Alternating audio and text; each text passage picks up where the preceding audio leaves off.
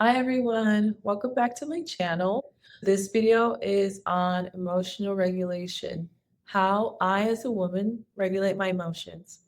This is incredibly important as a lot of the topics I've been talking about recently are. Before I get into it, I want to say a huge thank you to everyone who has found my videos, especially the last video I did on how to think for yourself.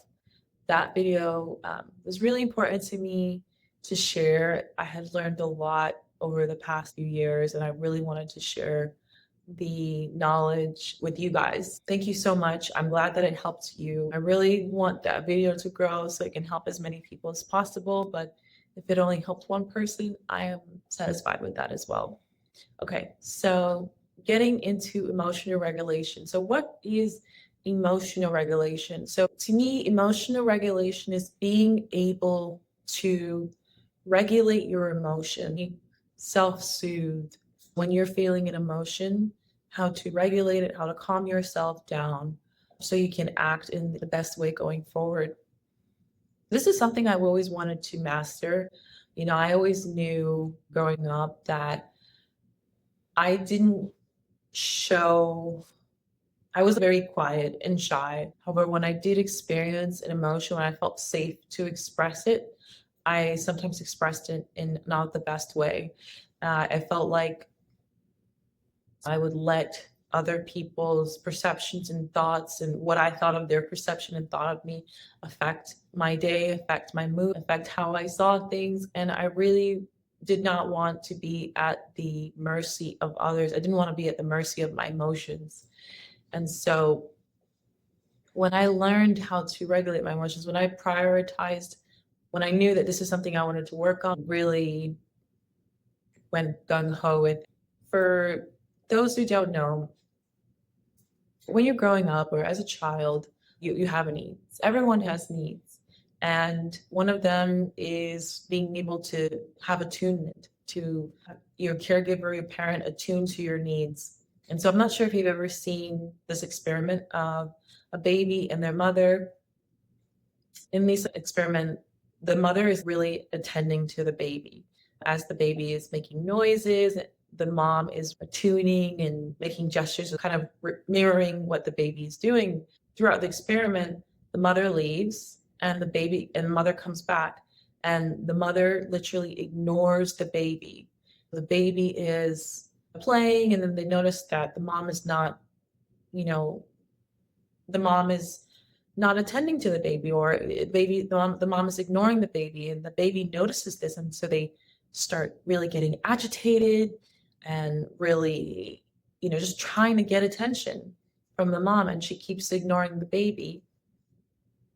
And then after a while the baby just stops trying to get the mom's attention.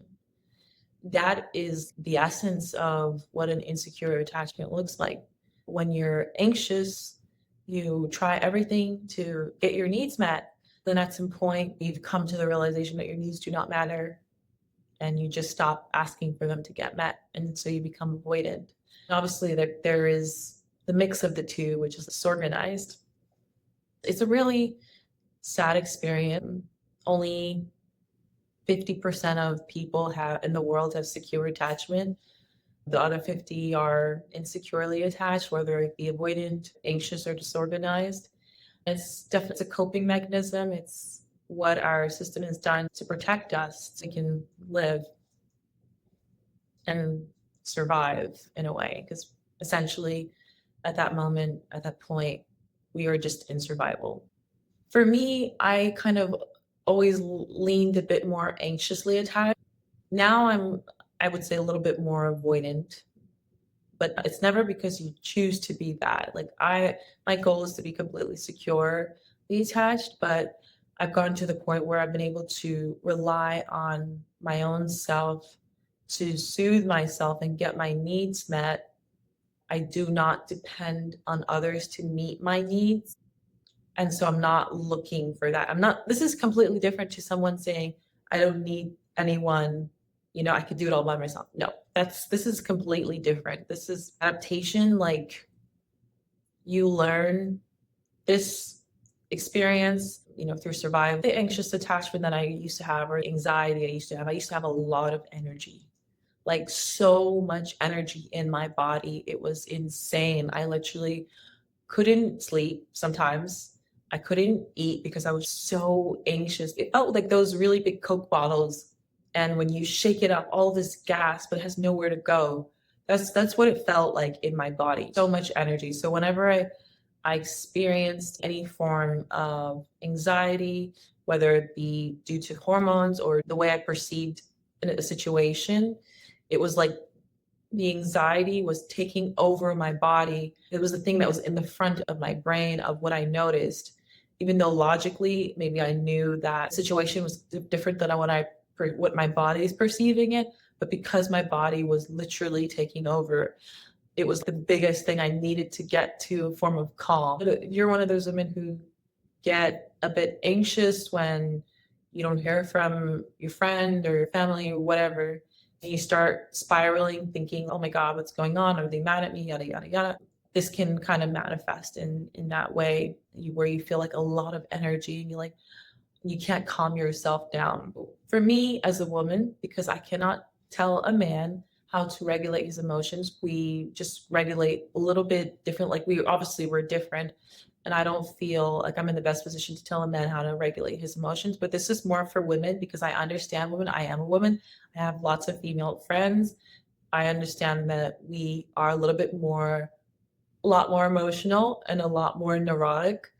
So we just tend a little bit be more anxious. One of the first things I started doing to help regulate my nervous system was breath work or meditation. Meditation is when you close your eyes and focus on your breathing, which is the same as breath work. However, with breath work, there are different counts to it. You can do a form of breath work that revs up your system and gives you more energy if you're feeling down. And then there's a form of breath work that calms your system, makes you feel more present, here, and good. So that is the one I focus on, is the one that calms my system. And that focuses on taking slower breaths in, longer breaths out. For me, what I do is 4 breaths in, hold for 7, and then breathe out for 8. That really helps me calm my system down. It makes me feel super relaxed and present. The second thing I do is journaling. Journaling has been really huge for me in my journey to really understand my emotions, understand how I feel, understand what's going on with me. I love journaling. It really helps me process my emotions. You can write letters to people who you want to say something to, but for some reason you can't send it or you don't want to. This has helped me process a lot of my emotions with my parents, family, friends. Being able to say the things that I want to say in a letter has really helped me. My mom, she died a few years ago, and there was a lot of things that I wish I could have said to her that I didn't get to. Writing the letter was incredibly healing for me, for my relationship with her, and it made me feel a sense of closure to be able to do that. So there's writing letters. There is also just how you feel. Something that I really like doing is called revision. If I had a bad day, I journal about it, write about how I felt and everything. And then on the other half of the page, I'll revise the story, revise it to be a better situation or something better that happened. It gives your system a disconfirming experience. Disconfirming experience is where you've experienced something in the past, but when you go towards life to do something that reminds you of that time and you're safe now, your body is still feeling all of that fear, emotions, and anxiety that you felt during that first time. For example, if you went to a public speaking event and you had to speak in front of people and had crippling anxiety and you were scared of being laughed at, and then as you gotten older, you have a passion for something. Part of that is speaking to a lot of people. Even though you're older and wiser and you know there's nothing to be scared of, you're still feeling those emotional experiences. that occurred when you first tried to do it. So giving yourself a disconfirming experience and saying, okay, even in small instances, like for that same example, like I'm speaking up at work about things that I care about and see no one's laughing at me, no one cares, no one's bothered by what I'm saying. And that is a disconfirming experience. You kind of do that often enough, then your body says, oh, okay, I'm safe to go do that thing that I once was scared to do. So in a way, I kind of see that same thing of revision as well, revising an event in my mind that it happened in a better way. So yeah, that's something I love doing. Journaling is one of my favorite ways to regulate my nervous system, regulate my emotions. The third thing is something that I actually found recently that I feel has changed my life so much. Obviously, I talked about how I had a lot of anxiety where I couldn't sleep, I couldn't eat properly. I felt like I was crippled with anxiety, especially during the time of the month. It was incredibly bad. I felt like my mind was turning against me and I just could not relax. Something that has been helping is tapping, also known as the emotional freedom technique. It's basically where you tap on the acupressure point of your body. So there's a few. So there's, right here, there's right here, here, and tapping your shoulders, and then under your collar, and under your ribs on both sides.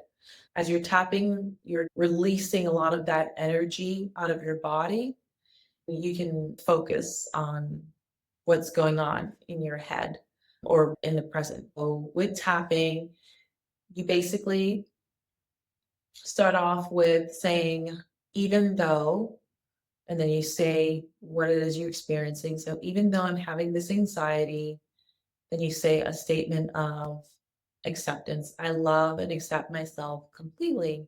For example, I like tapping on my shoulders because I feel like I have a lot of tension and stress on my shoulders. I just tap my shoulders and I say, even though I'm feeling a lot of stress in my body, I still love and accept myself completely. Even though I'm feeling so much stress and anxiety in my body, I love myself totally and completely. So basically, that's the process. I just kind of go with the flow and continue speaking and really feeling in my body. What am I feeling? And how can I show myself that I'm safe? Yeah, it's an amazing technique. I recommend that you look it up more. I'm going to leave some resources down below that talks about tapping and the science behind tapping, because there is a lot of science to this. It came from Chinese medicine with acupuncture, and then a scientist started thinking about what if they just tapped on those points? It gave a lot of the same results and they were able to test it. So it's been so freeing for me. Name is completely true emotional freedom technique. It really does free yourself of a lot of trauma, stress, and anxiety and tough emotions that you feel that you store in your body. It helps you free them. So really love that technique. Last one that I do, which is one of the most important ones, which I touched on a little bit in my last video, is inner child work. Really being able to be there for my inner child whenever she's feeling triggered or feeling any intense emotion, because I've never been through any trauma as a child. You wonder, how did you make it out of it? How did you make it out of that? And that child, your inner child, took you out of that, protected you in different ways by either avoiding their emotions or their feelings, avoiding their need, whatever they felt they needed to just get out of that situation, or they exploded or imploded, whatever thing that they did to help you get out of that situation. That child is still there. They're like your Power Rangers, your warriors. And so being able to say to your inner child, I'm here. You no longer have to protect me. I'm going to do it for both of us. I'm going to protect you. I'm going to protect us. You can let go. It's really, really healing. This is something I do a lot. I try and understand, what am I feeling? What emotion am I feeling? And what need am I needing to get met? And then I just kind of hug myself and tell myself, I'm here for you. I got you. I love you. Not going to leave you. I'm right here. I'm not going anywhere. And oh my God, the moment I started doing this, I started feeling like I can finally live again. Like I could be present in the world. There was one time I was traveling to New York. I was traveling a lot, and airports usually give me a lot of anxiety because there's so many people. I don't like being around a lot of people. I get really overwhelmed. And that was the first time I was like, wow, I'm here and I'm present and I'm okay. And I feel like this is what it feels like to just live, not crippled with anxiety or energy in your body that is making you feel unsafe. And it was just like I could get to really look at people and be present and notice people. And it was one of the most memorable, incredible experiences till today with my journey. And so it just made me feel so safe knowing that I had the power to do that for myself. These are the things that I do to regulate my emotions, to regulate my nervous system. And I hope it helps you. I love music that's like really calm, low beats, like lo-fi, jazz, rap that's a bit has fewer beats that where you feel like your body can move to the rhythm of the beat. I love music like that. I'm always listening to music, and sometimes I sit in silence, but I just love listening to calming music. People know that I have a very calming voice. I hope that my voice is regulating to you and makes you feel calm. That's it. I hope this is helpful. I hope this teaches you how to feel more safe in your body and in the world. Let me know if you have any questions, anything you want me to expand on.